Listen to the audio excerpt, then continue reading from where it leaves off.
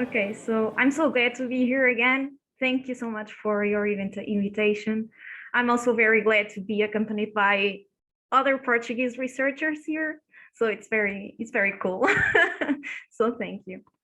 Um, okay, so the notion that movies can philosophize. So I'm going to preach this idea of horror film with the idea of film as philosophy. And so this notion that films can philosophize, or at least that they can have a philosophical value, has been long a big topic and a controversy.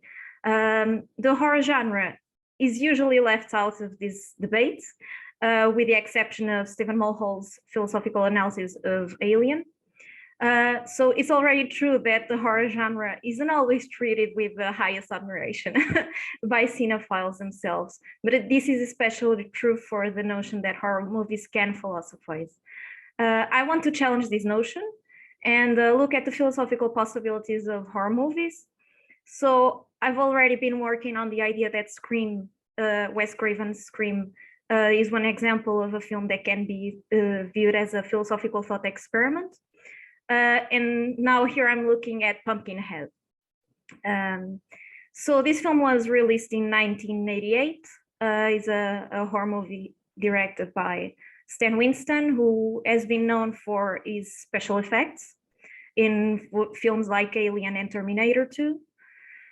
So while this film belongs in a horror genre, it's a traditional horror film, it goes way beyond than what people think of horror as a jump scare kind of film.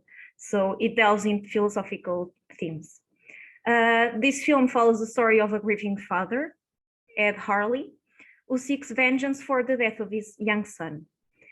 So his son is killed by a group of young people in an accident, and so is driven by the father is driven by a sense of loss and despair, and so he turns to an ancient and mysterious creature who is called Pumpkinhead to exact his revenge upon those responsible for his son's death. So, however, as the film progresses, it becomes more apparent that Pumpkinhead is not simply a tale of retribution. Ed Harley's primary motivation for seeking revenge is the loss of his son, but he experiences profound grief and a sense of injustice, which drives him to summon this monster. However, this all ends tragically. It does not go well. So, according to this paper that I found called Aristotle on the Purpose of Revenge by Chrisana Scheiter, Aristotle argued that revenge serves a purpose in restoring balance and justice. According to her, Aristotle thinks that revenge is driven by a sense of honor and the desire to rectify harm. So according to Scheiter, revenge entails three things for Aristotle. The wrongdoer must have intentionally and undeservedly slighted the person seeking revenge. The wrongdoer must be aware that the slighted person is the cause of their pain, and the wrongdoer must know that they are in pain because of what they did. The author argues that while some commentators oversimplify Aristotle's account of revenge as being solely for making the offender suffer, the main purpose for revenge, according to Aristotle, is to restore justice and to ensure that one is not mistreated in the future. The author also provides an example from Aristotle's works where he states that when seeking revenge, one should inflict a preliminary punishment in words, so that the wrongdoer knows the reason of the pain. In this case, we can see that the father's motivation seems to align, kind of, with Aristotle's idea, as he seeks revenge to restore this sense of justice and bring a perceived balance after the tragic loss of his son.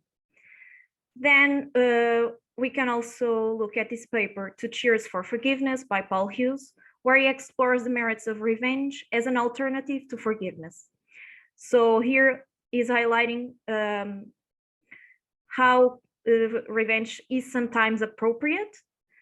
And here's what he says. So for him, there are several problems that emerge when we defend forgiveness over revenge, because forgiveness isn't always appropriate or even possible in all situations.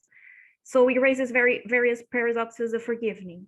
For example, the paradox of forgiving the unrepentant. According to the Stardust view, forgiveness requires the wrongdoer to express remorse.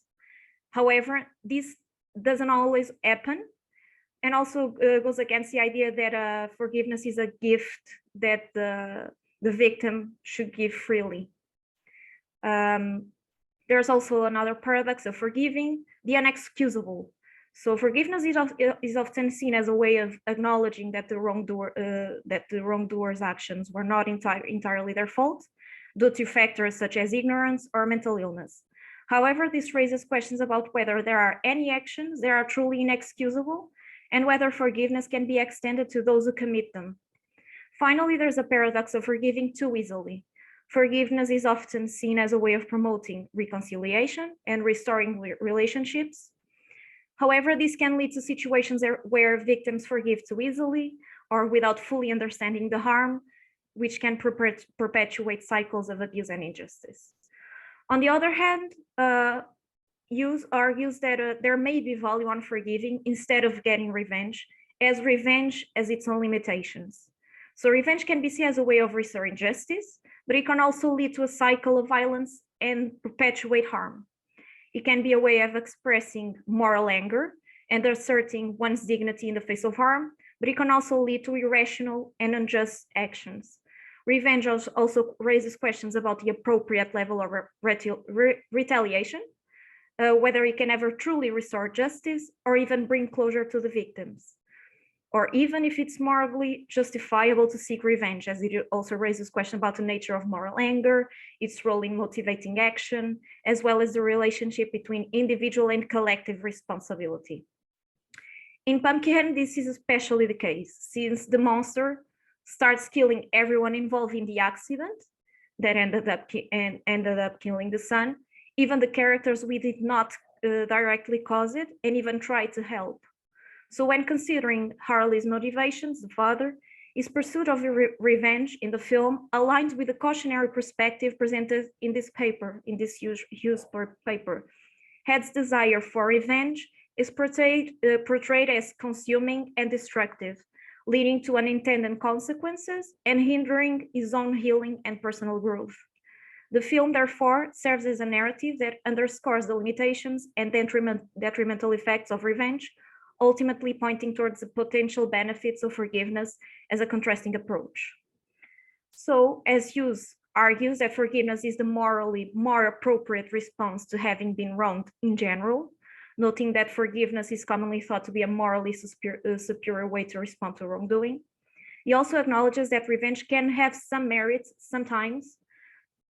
So he does not provide a definitive answer as to whether forgiveness or revenge is always the better response of wrongdoing. He suggests that forgiveness is generally the more morally appropriate choice, but not always.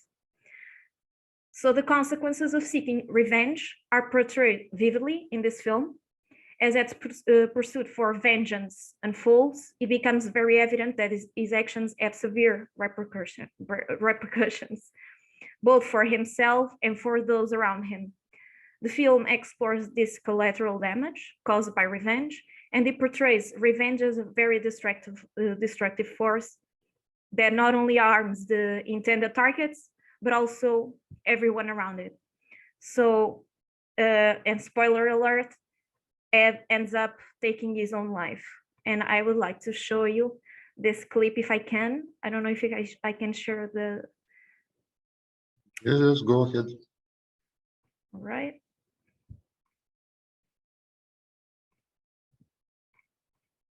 Can you see this? No. No? All right. Yes. Okay. This is not a high quality film. It's a very, it's not a very accessible film for some reason. So here we go.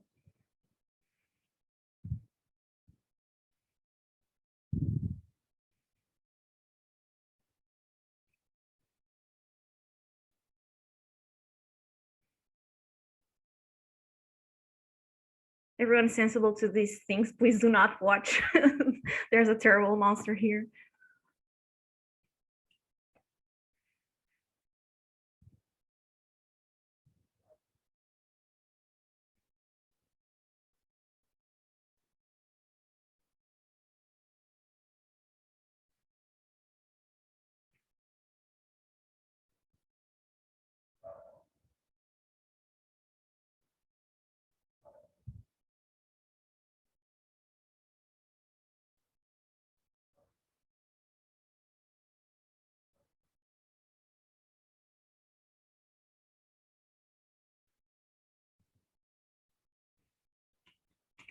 Okay, so as we can see here, let me try to stop sharing this one. So as we can see here, Pumpkinhead is a kind of reincarnation of the victim, right?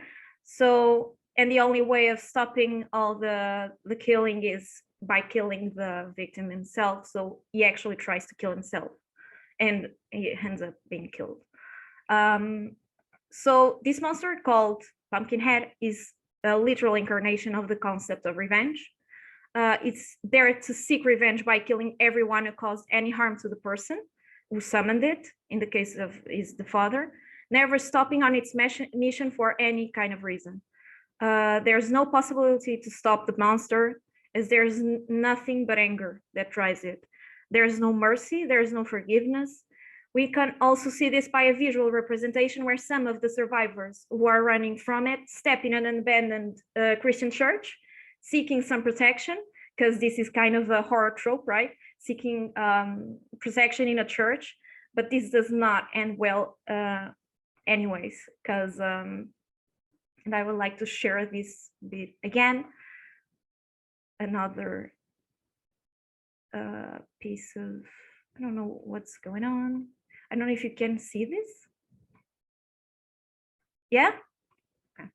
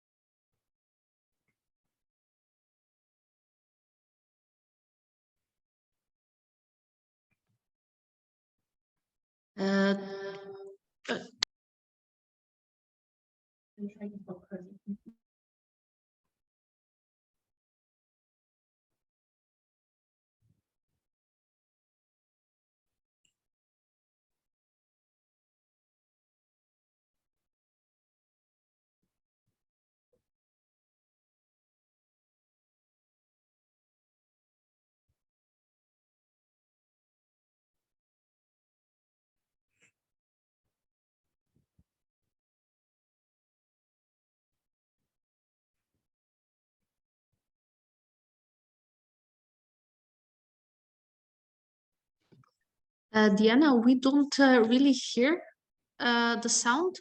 Can you try to maybe re-share it? But when you do the sharing of the screen, there's usually a small square at the bottom left that says share with audio or something like this. Okay. And then you would be able to share it together with the audio. Okay, but don't worry. So I don't know if you saw the image, which was the most important part. I stopped sharing already. So basically what he's doing is stepping into the church, no problem, and crushing the cross. So here the monster follows them with no hesitation. And this can be interpreted by as this monster having no mercy, no forgiveness, as it basically ignores all the Christian symbols, which is a faith founded on that very idea of mercy and forgiveness. So in Naked and the Undead, Cynthia Freeland discusses the symbolic nature of monsters and their ability to convey deeper meanings. We can view Pumpkinhead in this light, seeing the creature as a visual representation and embodiment of the dark and malevolent nature of revenge.